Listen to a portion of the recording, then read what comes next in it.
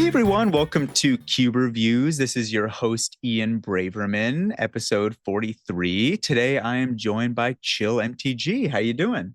Hi, Ian. Thanks for having me on, man. I'm glad to represent the elder millennials here in the Magic community. So hopefully I don't embarrass my generation. I'm not worried about that at all. Thank you so much for coming on. You're the host of the YouTube channel, Chill MTG, and also have built many cool cubes like the ones we're going to be talking about today. Yeah, tell us a little bit about yourself. So first, thanks so much. You've been super kind in setting this up, real well organized. I really appreciate it. We were kind of chatting before you started recording, right? That there's a lot of great creators in the cube space, and podcasts are really taking off. So I'm really excited to see you doing your thing, Ian. And I'm just very humbled and thankful that you asked me to just be a part of this podcast. So thanks. But please keep doing what you're doing, because I think, right, like it's the way the cube community kind of gets, percolated out to other cubers and non-cubers. So it's why our community continues to grow. About me, as I start out, I'm 42 years old, so I'm not the youngest, but I'm not the oldest. I don't know. There's definitely other older keepers around in the community. I'm a father of three. I'm a big cat lover. I saw some cats walking behind you. Yeah. I have 4 cats. So my kids named a couple of them. And I'm almost a little remiss now to tell you the names of my cats, but it's okay. So I'll say our favorite cat, the oldest cat we have, is Donut. We hope she lives a very long time. She just got a bag diagnosis from the vet. But anyway, so Donut is a brown tabby. Then we have another cat. It's a black and white tuxedo cat. Her name is White Chin, because she has a white chin. Yep. That's just where the name stuck. And then we got 2 cats over COVID, kitten rescues. All of our cats are rescues. One of them is Mulligan, after Hercules Mulligan from the play Hamilton. Not the Magic Mulligan? No. So it's after Hercules Mulligan, the character from Hamilton. But I was like, Mulligan, that's like a magic term. And so his name's Mulligan. And then the other one is Little One, because she was very small. And so her name is Little One. And you're like, we'll get a new name eventually. No, you will not. Your cat's name is now Little One. So I'm a big cat lover. We do have a dog too. My dog is an Australian blue heeler, but he has bad legs, so he doesn't walk very much. So we call him our furry potato. But he is named after Watney Blue, the scientist on The Martian. So that's kind of a little about me. I'm an old Magic player that loves cats. Shovel that one away. It's a good thing I have my family, because I don't know if I'm going to meet a lot of new friends with being a cat lover that plays Magic. Outside of cats and Magic, what other hobbies do you have? Man, so, as a dad and, working, it's hard to find time to do things. But recently, I would say over the last 6 months, I've picked up watercoloring. So I find a lot of joy trying to figure out how the watercolors are going to work on the paper, because it's a transparent medium. So that's pretty cool. And then I do enjoy going to the gym, trying to stay in shape so I can not be an old person. Do you play any sports? Yeah, I don't, man. So listen, I used to play volleyball in high school, but then because, I played volleyball recreationally just at the gym, a few years ago, and I hurt my foot, and listen, once you're over the age of 35, you should not be playing sports like softball. Just don't do it. You will hurt yourself and you'll never play sports again. So I don't play any sports anymore, and I actively avoid sports. I'm going to be playing pickleball till I die. That's what I'm saying. Yeah. Okay. Well, that sounds like a sport a little bit. When you're in your 40s, you let me know if you're still playing pickleball or if you've had an injury that has sidelined your pickleball career. But no sports, just spending time with the family, doing some watercoloring, going to the gym, and then work, and then, maintaining a house. And you know how it is. Very nice. And before we were recording, we were talking about Cube and Cube events. We both been to multiple Cube cons, and also you were at Uber Cubeathon. And I hope you can come to ConnectiCube, which is going to be February 14th and 15th, just outside of Hartford, Connecticut, at Pack Rat Gaming. It's a 64-person Cube event. I hope you can make it there. Yeah, I mean, that's far enough in the future. We can probably make that happen. Yeah, would not be the first Cube event that I would fly to. So very nice. Well, I hope you and everyone else listening can make it.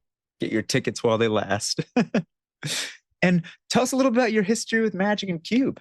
Yeah, thanks for asking. I appreciate that. Like I said, as a 42-year-old Magic player, once you're a Magic player, you're a lifelong Magic player, right? Whether or not you're actively playing Magic or not, you're a lifelong Magic player. It stays in the veins. Exactly. It's the standard. when did you come back to Magic, right? You may have put it down, said you were quitting, but you always come back. Relapse. Yeah, I came back to Magic. So I played Magic in the mid 90s in elementary school. My friend Ed, living on a street, your friend is the boy across the street from you. He runs over and he's like, "Hey, chill. I got these Magic cards." And I was like, "Sweet, man. Show me a trick." And he's like, "No. They're Magic cards." I was like, "Yeah, sweet, dude. Show me a trick." I didn't understand. I thought they were, like sleight of hand magic, not Magic the Gathering. So he's the one who introduced me to the game. And just like everyone else in the 90s without internet, we attempted to read the rule book. And like, I thought damage was permanent. And like, you're trying to understand the like Billy and Susie, because if you've read an old Magic School rule book, it just takes you through the turns, doesn't teach you about the stack really too much. So that's how I was introduced to Magic, but then left after high school or whatever, middle school. So I came back with Return to Ravnica, which was an incredibly fast, limited environment. Like if you did not play a 2-drop, you lost. That's when you had like Simic Evolve and Boros Battalion. And anyway, so I loved that draft format. It was just super fun. Then I discovered like limited resources. And then I started watching like some guy on YouTube, like recording his MTGO games. And so I'd like watch that, and then Theros came out. And then so I was back into it then. And then watching YouTube, right? That I think a lot of people discovered LSV and his YouTube videos back in that time. He would stream, or not stream, but record his MTGO. And so that's how I was introduced to the MTGO Vintage Cube, or the Holiday Cube, as they called it back in like 2015 timeframe. Discovered Cube that way. And then based off of that, right, started my own Cube journey in 2017, with my first then vintage powered cube. Is so trope to hear these days. Like, yes, my first cube was a vintage powered cube. But anyways, that's old news now. So started in the 90s, came back like we all do in Return to Ravnica, and then was really glad to, for the first CubeCon that came about, and really started meeting more of the community back in 2022. And it's been a real fun ride for the last few years. Yes, I've loved how Magic and Cube in general has become so much more of a community. It's not just these little centralized groups anymore. It's the gathering. We were just talking, both you and I, you asked me, you're like, "Have we actually met before?" I was like, "Well, we've been to all 3 CubeCons. So we've probably had said hello, like at a CubeCon, or possibly even been in the same pod." And that's really cool. As an adult, making friends is difficult. And like doing things outside of the home with those friends is also usually difficult. But there's people in the Cube community that I've met through playing Cube, specifically at CubeCon. And then like we continue to talk, and like those friendships have developed. And I'm really thankful for that. I'm not going to name any of them here because they know who they are, but also I don't want anyone to feel left out if I did not name them. But many, many friends because of Cube to just chat with, either, by drafting each other's decks on Cube Cobra and leaving comments, or chatting in the Discord, or even, I'm sharing Christmas cards with folks. So I'm really thankful for that. Same here. Absolutely. And I'm excited today to be talking about the Dragons of Winter's Night, which is a Vorthos cube inspired off of the second novel in the Dragonlance series. Tell me about this cube, the inspirations. Are you a big lover of these books? Yeah. Hey, great question. This is by far my favorite full-size cube that I have. What do I love about it? I love the fact that it has given me as a designer like a creative outlet to try to like build a world and like quote unquote tell a story. So it's not directly related to any of the Dragonlance novels. I have pulled heavily from the style of like the Dragonlance cover, right? If you go to the Cube Cobra page, the font looks the same. And that's just cool because I like, piddling around with digital images like that. So there's no direct correlation to, the Dragonlance series of novels. There's no direct characters. There's no direct story elements. It is more, that is the type of world which I thought was cool to try to evoke, and just building that feeling out of you are in a hostile, snowy world where occasionally there's a dragon that flies overhead. And like, what was that? Like, what is that shadow that it just appeared in the sky and blotted out the sun? That feeling is cool. It's a cool thing as a designer to build, right? It lets me go down the Scryfall rabbit hole and find really cool things. And that's what I really enjoy about it, is it just lets me try to build an experience for the drafter. And what were the inspirations behind the cube for it to be like a desert cube? Like, I know that you took a lot of inspiration from Austin Hale's Amonkar Desert Cube. Why do desert cubes excite you? Yeah, of course. Have you had a chance to play Bones's Amonkar Desert Cube? I have not played Amonkar Desert Cube. The other cube I played that's a desert cube was the ancient desert cube. So when we were both at CubeCon 2022, rumbling, this murmuring in the crowd, right? It was that kind of small 150 person event. I think there were 200. I think it was like 150, 180 people. There's this murmuring in the crowd, like, "Ooh, what's this? What's this desert cube?" And I had no idea what a desert cube was. I only knew what watching LSV did on YouTube and like listening to Lucky Paper. Like I knew about like some of the cubes that Andy and Anthony had, but like desert cube, what was that? And so then people told me what it was. You know, you had to draft all your old lands. There is no basic land box. And I was like, that is scary. And I was too much of a chicken wuss to volunteer to try to like draft that cube. Like I was just like, nope, not doing it. Don't want to. But people were talking and they were excited about it. So it was interesting. It's like, well, what is it? So then I talked to Austin, learned more about it. It sparked the idea then, like, okay, well, maybe I would like to try my hand at a desert cube. Some people get a lot of joy in Magic from like building their own decks, right? Like they don't have to be good at competitive, but they like just finding the new thing that nobody else is doing.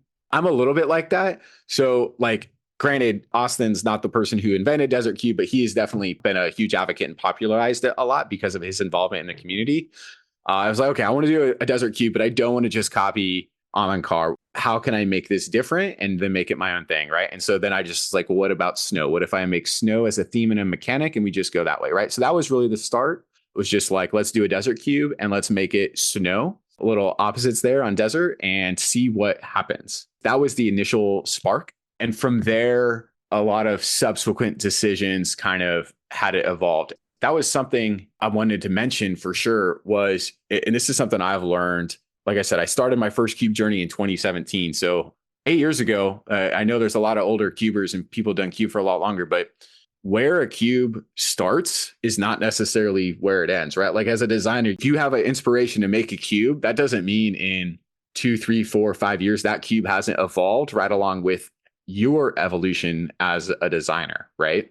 And so that's what this cube has done, right? It started as that spark. I just want to make a desert cube that is snow and try my take on it. And it has evolved. Like I said, I initially said a little Caleb Gannon synergy cube inspired it a little bit, some of the archetypes and how the cards interact and what kind of gameplay am I trying to go?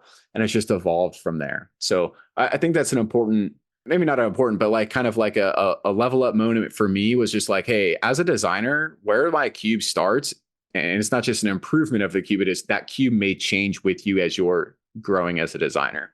Absolutely. And speaking of snow, I wanted to ask you about how much snow and also dragons pervades through the entire cube and how much they inspire all of the archetypes, because snow is really interesting. There are cards that directly care about snow. For example, there are cards in here like Berg Strider that when it enters, it taps an artifact or creature. And if Snowman was meant to cast it, then it doesn't untap. So there are cards that directly care about snow in here. But then there are a lot of cards in here that feel like they're role players in other archetypes that also just happen to be snow and kind of relate to the snow overall theme. Like, for example, one card that I thought was really cool looking at was Icebind Pillar, which is 2 and a blue snow artifact. And you can pay a snow and tap target creature or artifact, which this cube has a tapping things down theme. So I was curious about how many of the archetypes in this cube were inspired because you wanted to build around snow, or how many of the archetypes are not related to snow? Yeah, for sure. For sure. So that's a great question because we can have a pretty broad discussion here about thematic cubes and archetypes within thematic cubes.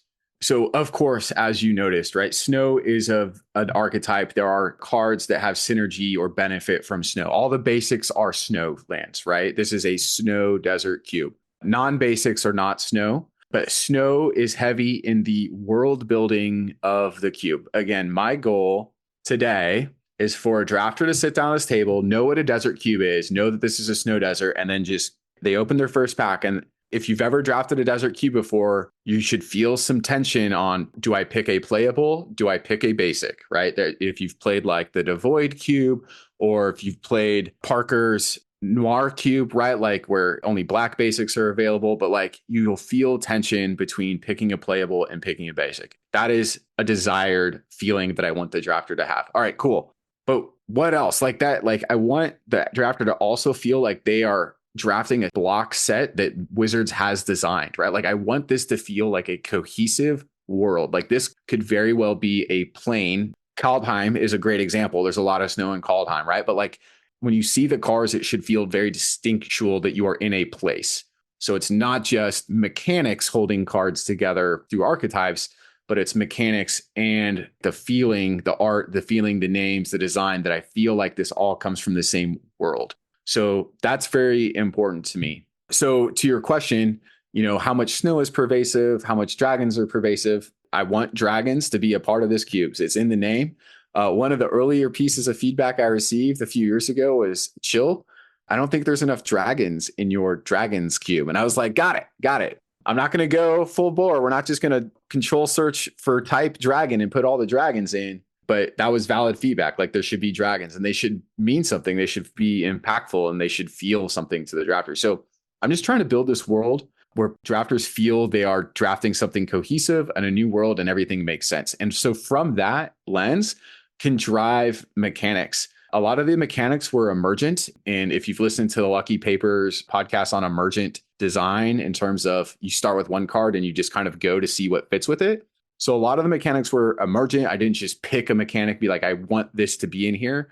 Obviously, snow is the exception. And so a lot of evolution as these archetypes started to coalesce. And then once the archetypes started to coalesce, okay, what cards fit in there? What art fits in there? That's how zombies came in. There's a lot of zombies in Kaldheim. There's a decent amount of just kind of zombies evoke a cold, icy kind of, if they're on black cards, like, so zombies as a typal or kindred made sense. And so I leaned into that, right? I let the pieces that Wizards have made on cardboard to allow me to follow that to kind of design and build this environment. So the archetypes are emergent, but the underlying themes are, I want it to feel cohesive. I want dragons to feel important. And I think today, and I'm always happy to hear feedback from players, I think it's in a decent spot. There are a lot of snow cards, and some are definitely more powerful than others. Like we have seen snow cards from multiple sets, like Ice Age, Kaldheim, Modern Horizons. And on a previous episode, I had Brandon Sharon, and we talked about his Contrarian cube. And in that cube, there was also a big snow theme. There are some snow cards in this cube that I do not see present. I felt like was giving me a picture of the power level you were going for. That's always something I'm trying to always understand looking at a cube list. For example, the cards on Thin Ice. Yep, on Thin Ice. I do not see in here, which is a 1-mana white enchantment and a chance of land, and then it O-rings a creature. Yep. And then also Redain, which makes your opponent's snow lands and are tapped.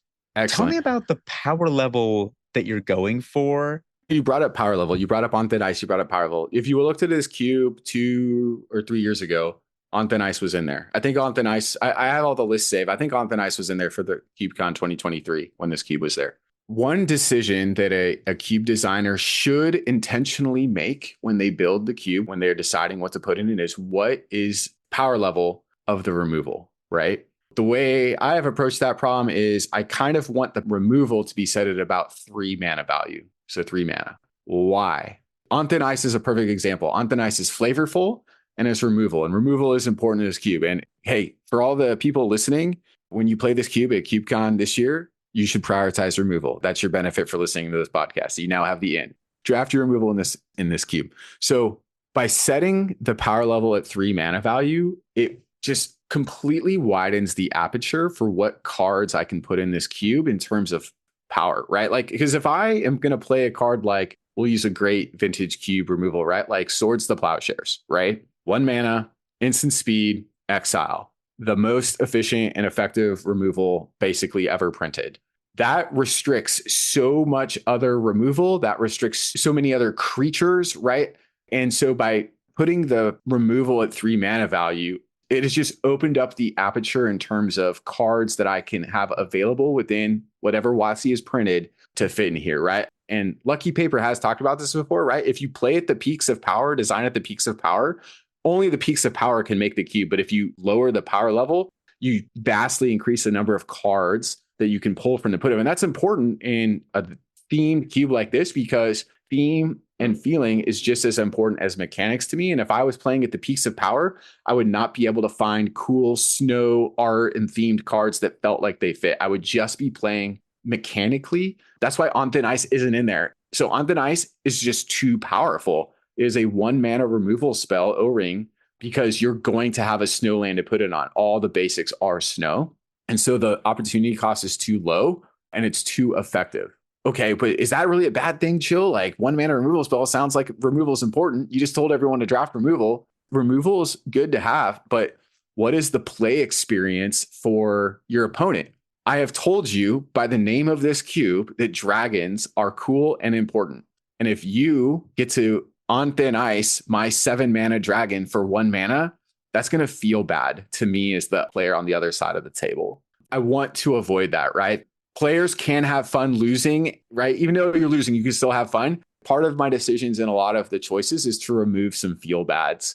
And so a good way to do that is to set your removal at a lower power level, because now if I play my, 5-6 mana dragon, it doesn't feel as bad if you have to play Chill to the Bone, right? Like if you destroy my dragon with Chill to the Bone, which is 3 and a black, destroy target non-snow creature, okay, you had to pay 4 mana for that. That doesn't feel as bad. I don't have a feel bad as the opponent. So that's why I've set the removal at that level. You asked about Redain. It's the same reason. Like Redain's a great, very powerful card. That is such a feel bad to your opponent. It's just so oppressive. Like all my lands that are tapped now because all my basics are snow. I think Redain was in here in an earlier version. And that's why I said, right, like I have grown and learned from others and from listening to podcasts and watching videos and just getting feedback from players, like what feels good and like what is fun and not fun. Honestly, Redain is powerful, but not fun. On Thin Ice is powerful, but not fun. So let me take those things out and try to offer an experience that is balanced as best it can be, that allows both players to feel like they'll walk away from this game being like, yes, I had a good time winning, and I also had a pretty good time losing. Like I felt like I was doing something unique. I enjoyed the experience. There was no feel bad. So that's why that removal, Redain and On Thin Ice aren't in the cube, even though they're snow and snow themed. And this cube kind of has 2 directives that's going for that I think is really interesting. There's the snow theme that we just talked about, but also there's the dragons. And dragons in Magic history, I think, are some of the most powerful creatures in the game. Like there are some pretty powerful dragons in this cube. Like we got Imarith, which is 5 mana, 5/5 flying, ward 4. When it deals damage, you draw cards. We have the ancient dragons like Silver Dragon, Gold Dragon, Brass Dragon. Tell me about their inclusions compared to the snow cards, where some of these snow creatures and snow cards are definitely on the lower power level, I would say. Like, for example, I'm seeing something like Priest of the Haunted Edge, which is a 2 mana 0/4 that can tap and give something -X the number of snow lands as a sorcery. I mean, Ancient Gold Dragon is pretty powerful when there's Priest of the Haunted Edge. Yeah, no, that's a great question. So dragons should feel powerful. They're a cool creature type, right? Like Shivan Dragon is a cool card. Shivan Dragon's not in this cube. It's not quite good enough, right? But like dragons should feel cool and powerful. That's one of the like just fundamental things about Magic and the creature types of the Magic that is like old school and cool. Like, and Wizards hasn't screwed that up yet, right? Like Wizards still prints dragons that are cool and fun because it's a freaking dragon. So I love dragons. It's a great creature type. I think other players love dragons. Dragons need to be in the cube. Okay, so dragons are in the cube. They got to be balanced in a way that they feel powerful, but not oppressive. Okay. To your point, like you brought up Priest of the Haunted Edge, a 2 mana 0/4, which basically it's a removal spell on a zombie, right? That cares about how many snowlands you have. Flavor-wise, it's perfect. So you're hitting all the notes there. Okay. It fits the typal theme that I have evolved into. That seems to make sense. The art is really cool on Priest of the Haunted Edge for the listeners, right? It's like this basically blue and purple art with like this zombie with some like purple evanescence coming out of his eyes, and he's like got a sick beard. Yeah, he's holding this goblet, and it's like he's in this ice cavern. Like it's super cool. First of all, it's on a 0/4, which is not irrelevant. There could be aggressive decks in this cube, specifically red, white, red, black. With equipment. So the 0/4 isn't irrelevant. So it's doing stuff even though it's not using its activated ability. It's also triggering any zombie typo stuff that's got going on. It's putting itself into the graveyard, right? Which there are multiple recursion cross synergies within the cube, specifically in white. So if a player's in white and he's like, oh, I can recur this zombie and get some value, it's hitting a note there. It's hitting the snow note because it's like, I want to play Snowland. So it's just Priest of the Haunted Hedge does so many things right. Is it going to take out an ancient brass dragon or an ancient gold dragon? Probably not. You are absolutely right. And if your 2-drop is negating your 7-drop, that's something to think about as a designer. There are other cards, right? There is hard removal in this cube. You need to prioritize it. Hard and conditional removal that can handle the dragons, right? Priest of the Haunted Edge is not on the same power level as a dragon. It shouldn't be. It's not a dragon. Obviously, chill. The zombie's not a dragon. But it feels so many other roles and archetypes. The art's on point. It definitely feels like it comes from this world, right, that exists. And the dragons appropriately feel more powerful because they should, because they're dragons. There's 2 types of people in the world. There's the people that are going to be like, I'm going to draft the dragons cube and draft no dragons, or I'm going to draft the dragons cube and draft all dragons. I want both of those drafters to walk away having a good time, maybe be successful. Obviously, I think the bell curve of the majority of us are going to draft a cube that have some dragons and some other cross synergies going on. And to me, that's the type of deck and power level that I want players to be successful with. So that's what I'm trying to shape. And how do the dragons fit into the overall cross synergy and the archetypes of the cube? Like, for example, some of the dragons I think are really interesting. For example, Ancient Copper Dragon, when it deals damage to a player, you roll a d20, you get a number of treasures. There is an artifact theme in the cube. Also, like Furnace Hellkite having affinity for artifacts, or Ancient Brass Dragon being a reanimation piece, being able to bring things back. And then there's also actual dragon kindred synergy payoffs, like a Tarka World Render that gives your dragons double strike, or Kolaghan that pumps your dragons when they attack. Are the dragons also cross synergized within the cube like the snow? I mean, that would be super cool if that was so there's some intentionality there. You were naming all the like high points, like you're hitting all the things that are like, that is super cool. I'm glad it's in the cube. Some of those are intentional. Some of those I just lucked into it, right? But like, Furnace Hellkite, to your point, like, no, there's definitely an artifact theme in the cube. Furnace Hellkite has affinity for artifacts. That fits, right? But you have to work for it. Like, you have to have the artifacts. I'm making treasures. Treasures are an artifact. Treasures can be sacrificed, can be part of a sacrifice theme. Yes, the cross synergy is intentional. It's why I've chosen the dragons that are here. I get suggestions from people, and I've looked at stuff, and we just had Tarkir Dragonstorm come out, and people are like, chill, are you going to put these mythic Tarkir Dragonstorms in? And I was like, well, let me look at it. The answer is never, no, never. I may change my mind and evolve in the future. Yeah, it makes sense. When I looked at Dragonstorm, what dragons I wanted to put in my opinion, some of those dragons, they would encourage types of play that I don't really want to have in this cube. So I have 2 examples on here. There's Taval, Arbiter of Virtue. He's the Sultai dragon. The dude has lifelink, and he's a freaking 6/6 for 5. That's just like too much for me. First of all, I've taken a note out of Andy Mangold's book. I don't like lifelink. Why? Because it extends and prolongs the game. I don't want games going to time in a casual setting like CubeCon, but like lifelink is kind of not something I want to see a lot of. So I was like, okay, don't want that guy. One guy that really stands out for me, though, which I played with, I drafted this guy, Ureni, the Song Unending. He's the Teamer dragon for 8. He's the 10/10. This dragon has protection from white and black. I am 1,000% against the mechanics of protection, hexproof, shroud, all that kind of stuff, like the sword of X and Y, all that jazz. You will never see stuff like that in this cube, because I feel that those types of mechanics are unfun. They're just not fun to play against, and they're really not fun to play with. Great, I played my 10/10 dragon. You happen to be playing black and white, and you can't do anything about it. That's not a strategic or a tactical decision. I just played a card with words on it. Those dragons are not being included. I just don't feel like they fit. The dragons I have today, I feel like they fit. There's one that's been brought up. It's the Elder Dragons. I love the fact that there's a chance for the drafters to roll a d20 during gameplay. I think variance and rolling dice is fun.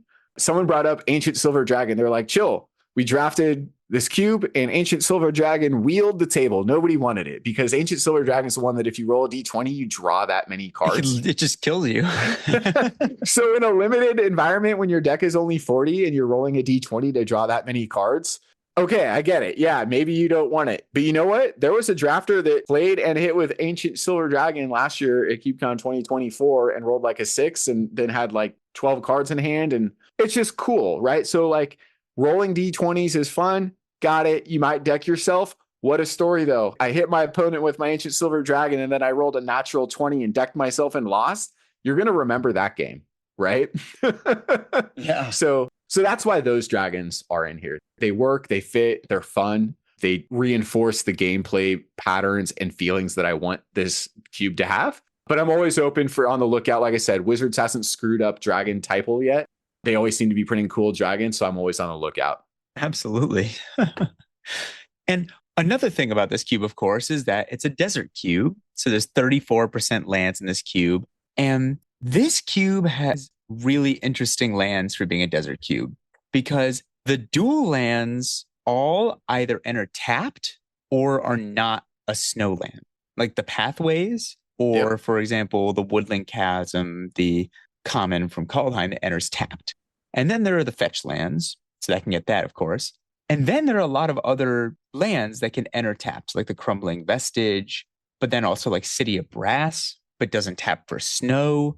Tell me about the pick order of these lands because of the cube having such an emphasis on snow. Like, would you take just a snow-covered forest really highly in a lot of decks, maybe over a Polluted Mire that has cycling and might have more synergy for you because it enters tapped and doesn't make snow mana? Another great question, Ian. You're hitting me with all the good ones here. So let's talk about style points first. So one of the things I loved that I have done with this cube, and I can pat myself on the back here, whatever, all the non-basics are foil. I think that's pretty cool. When you're drafting this cube, the only foil cards in the cube are the non-basics. Ooh. So they're going to stand out, right? Like the treatment detail on the cards has been intentionally picked to just kind of reinforce certain things, right? So the Elder Dragons are the only full frame, like no frame full art card. They should stand out. Everything else is regular, modern or normal frame and not foil and not signed, right? And then you get the non-basics lands and they're all foil. I think there's probably some full art, like the City of Brass is full art in there too. But the only creatures that are the non-lands that are full art are the Elder Dragons. Anyways, I just wanted to set aside, there's some style there. I'm trying to be a cool 42-year-old. I hope people enjoy that. The full art 3-tree city foil with the winter setting is a particular chef's kiss, in my opinion. I don't know how great the card is. The only typo really supported is zombies, really. Well, and warriors and barbarians and berserkers, but like that's split up among 3 creature types, and 3-tree city, you have to pick one. So I guess I would pick warriors. But anyways, I digress. I told you you're going to have to keep me on task here, Ian. Little style points. So, but the pick order or the intention. So I never pick. It's my cube. I've drafted it the most because we all draft our cubes the most, usually. Lonely in my house. I never first pick a land from this cube. Like the only land I would consider first picking would be something like City of Brass or Mana Confluence, just because of their full utility to tap for any color. Kind of first and foremost, you're going to be successful building stuff that works together. So a little synergy. When I first open a pack, I look to see like what are some of the synergy payoffs. I also look to see what's some of the removal, because removal is important. There's freaking dragons flying around. You better have an answer. And then once I have picked that, that'll help start what colors I need to start drafting lands for. And now I can start drafting those color lands. And there's ample fixing and ample lands. You gave a percentage. I always do a number breakdown, right? So there's however many lands are in the cube, 147. And I just divide it by 8. How many lands are there in this cube per drafter, right? There's 18.375 lands per drafter. What does that mean? That means every drafter can be successful. It is not so few lands in the desert cube that there's going to be a drafter that fails. Now, a drafter can fail if they don't draft their lands, but it is possible for all 8 drafters at the table to be successful. And that's very important to me. I don't want one drafter to only be successful. That means 7 others or 6 others fail because 2 drafters got the necessary minimum they needed. So there's enough to go around. Yeah, I never first pick a land. I always first pick some synergy piece or a strong removal card. I usually never first pick a dragon, but dragons are freaking cool. So maybe I should. And then I kind of let the lands build out from there. And then kind of standard, right? And you talked this in other podcasts, your standard rule of thumb, right, for drafters is you should be drafting 5 to 6 lands per pack. And if you're not, you should really start thinking about it because pack 3 is coming real quick. Yes, absolutely. And this cube has so many layers. We were talking about it before we started recording. It's interesting. There's so many different parts of this cube and so many synergies that it feels like it goes deeper and deeper. Not only is there the dragons and the snow, there's also artifacts as a payoff. There's enchantress as a payoff. And we were talking a little bit before about parasitism and all that stuff between archetypes, but I really like including things like enchantress and an artifact theme. Like in my Bant cube, I have an enchantment theme. And the way that I try and do it personally is I have a few payoffs, like for example, all that glitters, and then just a lot of cards that are functional in other decks that other decks are going to take, like enchantment removal spells, like an Oblivion Ring, or like you have here, like the Utopia Sprawls, the Explorations.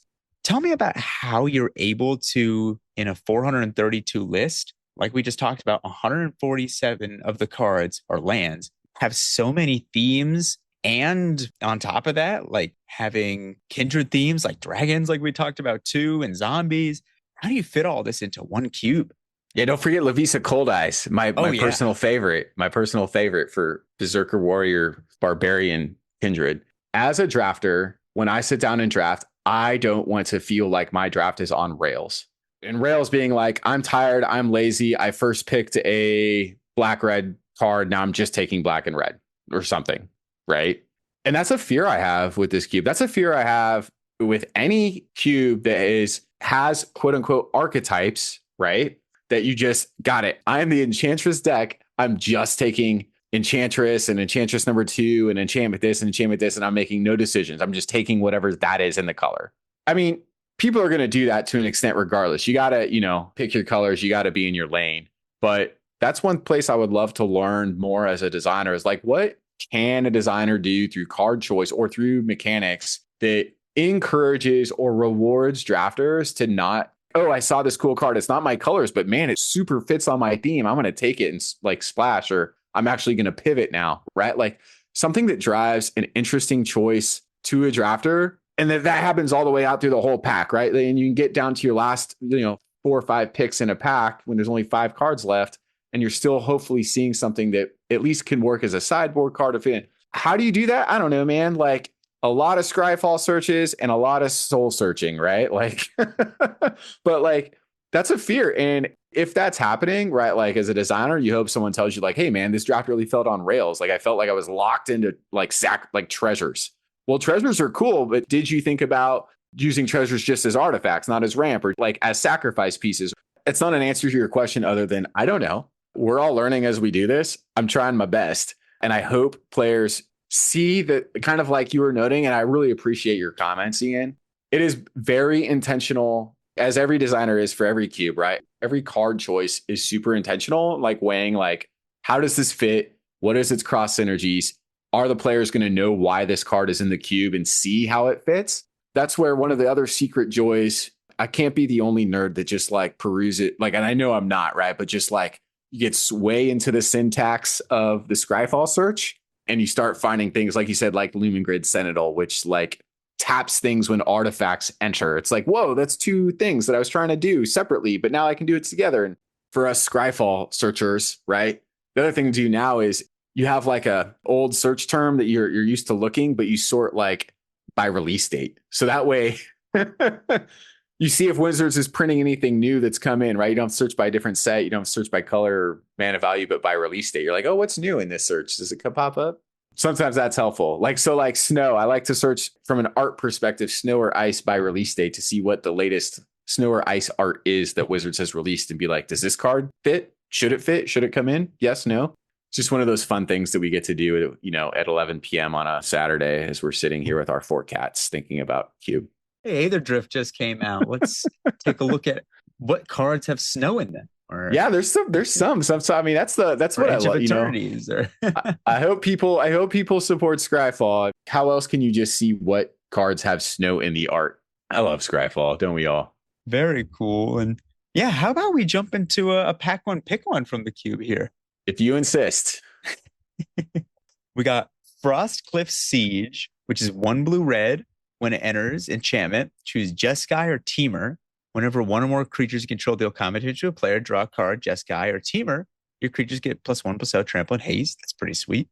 Alpine Meadow, white red tap land with snow. Kill shot, 2 and a white, destroy target attacking creature. Ancient Brass Dragon, big dragon, 5 black, black flying, 7/6. When it deals damage to a player, you roll d20 and you put any number of creatures with total mana value X or less from graveyards onto the battlefield under control. This card you want to hit a 20 with. That card you want to hit a 20 for sure, for sure. We got Snow Basic Swamp, Crippling Chill. Speaking of chill MTG, 2 and a blue. Tap target creature, it doesn't untap, draw a card. And we have Mountain. Mouth of Ronam, talking about swag land. This card slaps. Come on. It's the Mouth of Ronam. It's a snow and it's land. A foil. Oh, it taps for colorless. And then you can pay 4 in a snow to deal 4 to target creature. I mean, this card's. You got to sacrifice it, though. You got to sacrifice it. Yeah. Who cares? It's great. It's pretty good. I used to play actually Mouth of Ronam and CDH, as funny as that is. All right. Remote Isle, which is a blue tap land that you can cycle. Erishan Foremost. There's also Warrior sub-theme in here too. 1 white, white. When it enters or attacks, target warrior control gains double strike, and it has double strike. Sunlance, white sorcery. Deal 3 to target non-white creature. Fabricate, 2 blue. Search your library for an artifact card. We didn't get to fully get into it, but there's also a lot of interesting cards in here. Like there's a lot of tutors. There's the Enlightened tutors. There's Vampiric tutors. So I think that's another really interesting part of this cube. I'll have to revisit this at some point. We got Fertile Ground, 1 and a green. Enchant land. It taps for an additional color of any mana. Yavimaya Enchantress, 2/2 for 2 and a green. It gets +1/+1 for each enchantment in play. Polluted Mire, which is the black cycling land. Mayhem Devil, which when a player sacrifices a permanent, it deals 1 damage to any target. Oh, I just want to have Mayhem Devil in play and then get a 20 with Ancient Copper Dragon. Yeah, stack your treasures. Yeah, I just want a Mayhem Devil with snow in the art. Oh, yes, we need that. And then we have Snow Covered Forest and Cosmic Rebirth, which is 1 green white. Choose target permanent card in your graveyard. If it has mana value 3 or less, put it on the battlefield. Otherwise, put it in your hand, and you also gain 3 life. So what do you think of this pack? Well, I'm going to turn the tables on you first, Ian. We've been talking about the cube. You've heard me talk about it. What is drawing your eye here? And then I will tell you what I would have picked based on my feeling of today. Something that we also didn't get into talking about, which I want to talk about more also, is the removal in this cube is so interesting. And also so much of it feels so non-permanent. Like, for example, there's a lot of removal in here that it's like Ice Cage. It doesn't attack or block. When it comes to target spell ability, destroy Ice Cage. Blue doesn't really have hard removal like that. Yeah. Yeah, the removal in this cube is really interesting. So like Sunlance is a fine removal spell. It's white, deal 3 to something, or Kill Shot, which brings me back to Khans of Tarkir.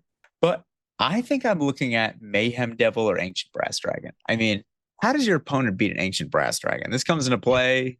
Well, they got to attack with it. They have to attack you with it, right? Right. It doesn't have an ETB. So Ancient Brass Dragon, your opponent gets a turn to have an answer or not have an answer, right? Or maybe they got a blocker or something that doesn't have trample.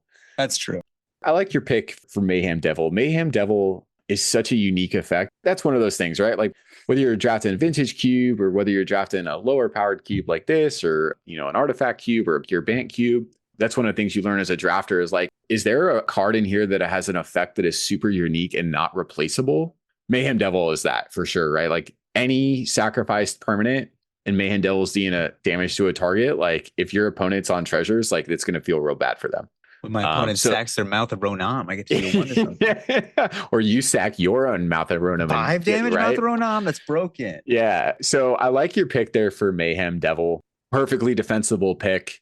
Like I said before, I don't know if I would pick an Ancient Brass Dragon first pick, just because it's 7 mana and it's hard to do. And there's lots of good dragons. There is only 1 Mayhem Devil in the cube. So I think it's a pretty good pick that you got there.